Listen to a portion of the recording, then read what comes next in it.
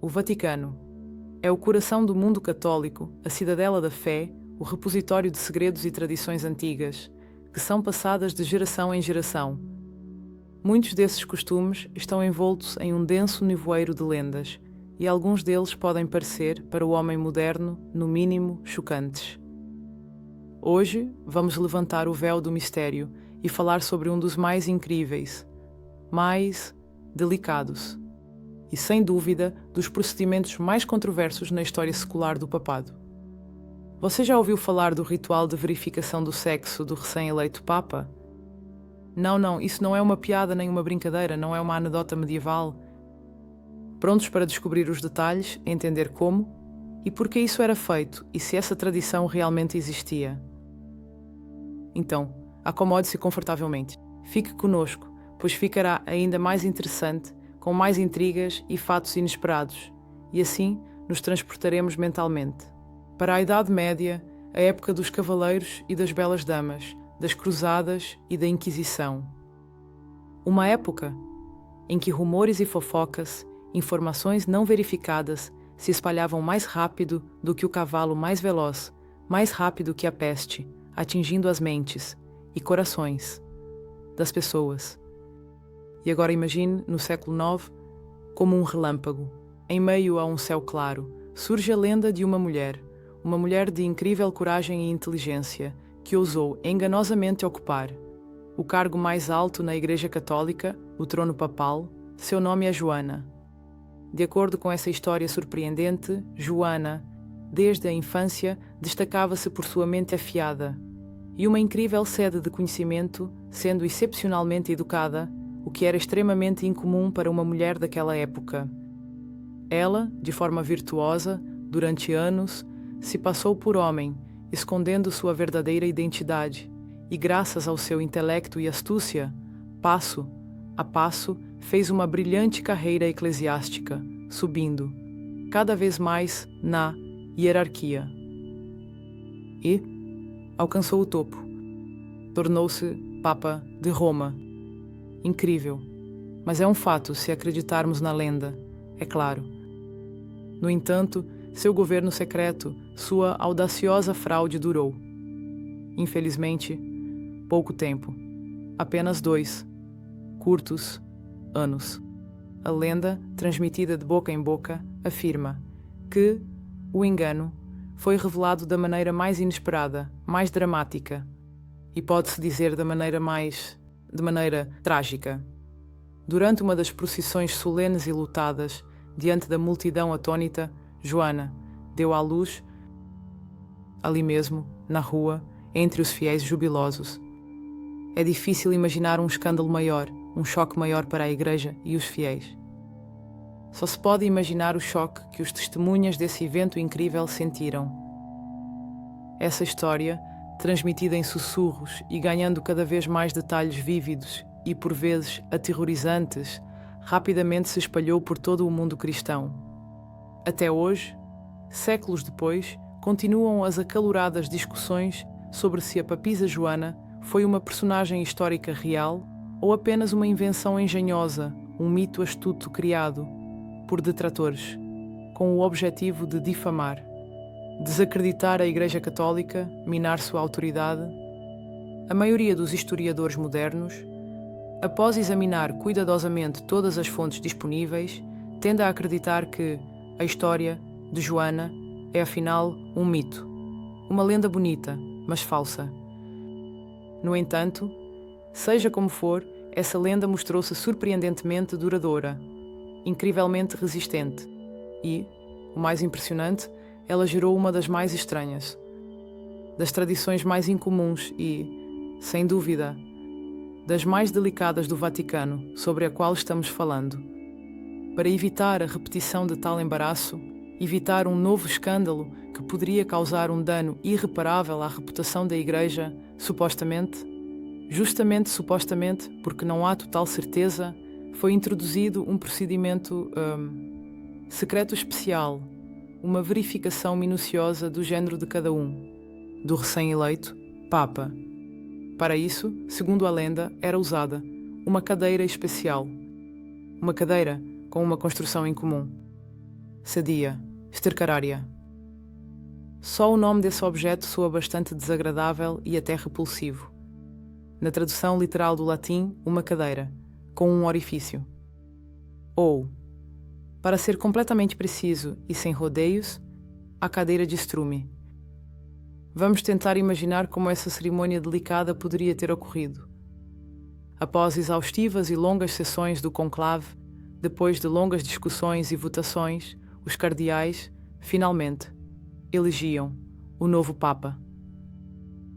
E então, antes de anunciar isso ao mundo, antes que as celebrações começassem, o recém-eleito pontífice deveria sentar-se nesta mesma cadeira. Sedia, stercoraria, e um cardeal especialmente designado, segundo algumas versões, escolhiam o mais jovem dos cardeais, deveria realizar, digamos, uma verificação tátil.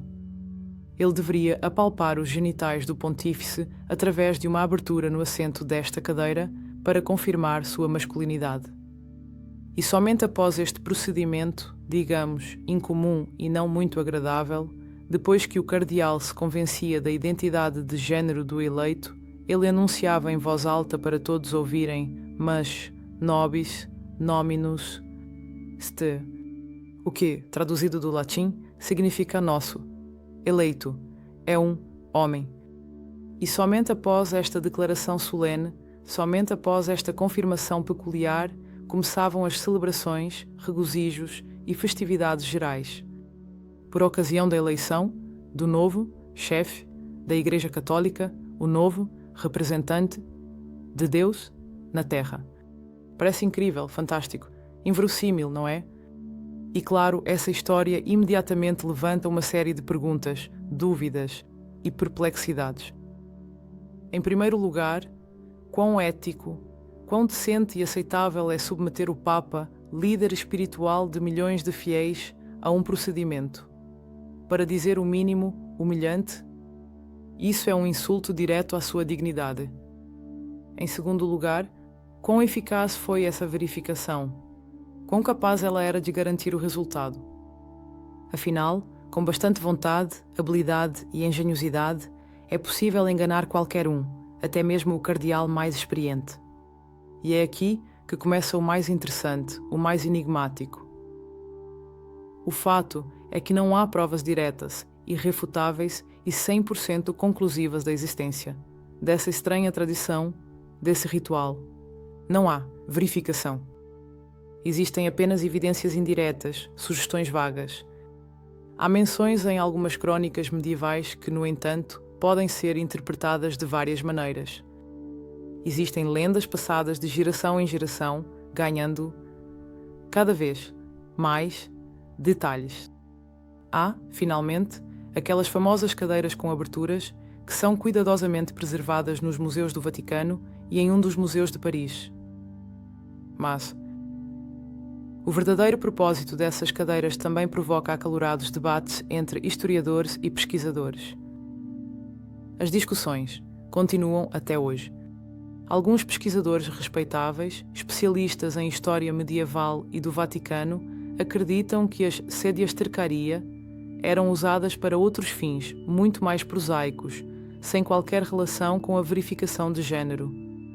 Por exemplo, há uma versão que sugere que essas cadeiras serviam como uma espécie de banheiro para cardeais idosos e debilitados que participavam de longas sessões de conclave de vários dias, quando era proibido deixar a sala de reuniões. Ou essas cadeiras poderiam ser um símbolo da transitoriedade, da futilidade do poder terreno, lembrando ao recém-eleito Papa que mesmo ele, o vigário de Deus na Terra, o todo-poderoso chefe da Igreja Católica, é apenas um simples mortal, sujeito a todas as fraquezas humanas. Existe ainda outra versão bastante interessante. Ela afirma que as cadeiras com abertura eram realmente usadas na cerimônia de entronização, ou seja, na solene ascensão do novo Papa ao trono, mas eram utilizadas não para uma humilhante verificação de género, mas para um nascimento ritualístico simbólico do novo, do pontífice. O cardeal, de acordo com esta versão, passava a mão através da abertura no assento, e como se estivesse recebendo o novo Papa, simbolicamente, ajudando-o a nascer em uma nova condição, marcando o seu renascimento espiritual, sua transição para um novo status. Como você pode ver, não há uma resposta clara, definitiva e conclusiva para a questão de saber se a tradição de verificação de gênero do Papa realmente existiu. Há muitas incertezas, muitas contradições, poucos fatos confiáveis. A posição oficial do Vaticano, a posição da própria Igreja Católica é a seguinte: toda essa história sobre a verificação de gênero não passa de uma invenção maliciosa, uma calúnia suja, propaganda anticlerical gerada por inimigos da Igreja que buscam difamá-la. O Vaticano afirma que nunca houve nada parecido e que, em princípio, não poderia ter existido. Mas, apesar de todas as refutações, apesar da ausência de provas diretas, a lenda continua viva, agitando mentes, excitando a imaginação. E, convenhamos, essa história picante, essa história delicada adiciona ainda mais mistério, ainda mais enigma à já surpreendente história do papado, cheia de mistérios e contradições.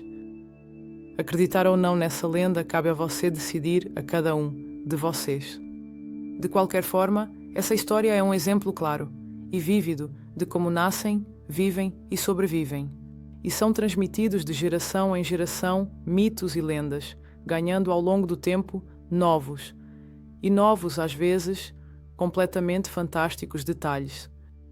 Obrigado por estar conosco, por compartilhar conosco. Esta é uma viagem fascinante ao passado, mergulhando nesta história surpreendente, ambígua e, sem dúvida, cativante. Se você gostou deste vídeo, se aprendeu algo novo e interessante, não se esqueça de dar um like, se inscrever no nosso canal e deixar seu comentário.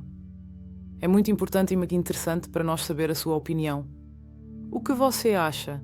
A verificação de gênero do Papa era uma dura realidade da Idade Média, ou é apenas uma bela, ou talvez não tão bela lenda? Uma invenção? Sem fundamento? Compartilhe seus pensamentos, suas suposições. Até a próxima no nosso canal, onde continuaremos a desvendar os mistérios da história.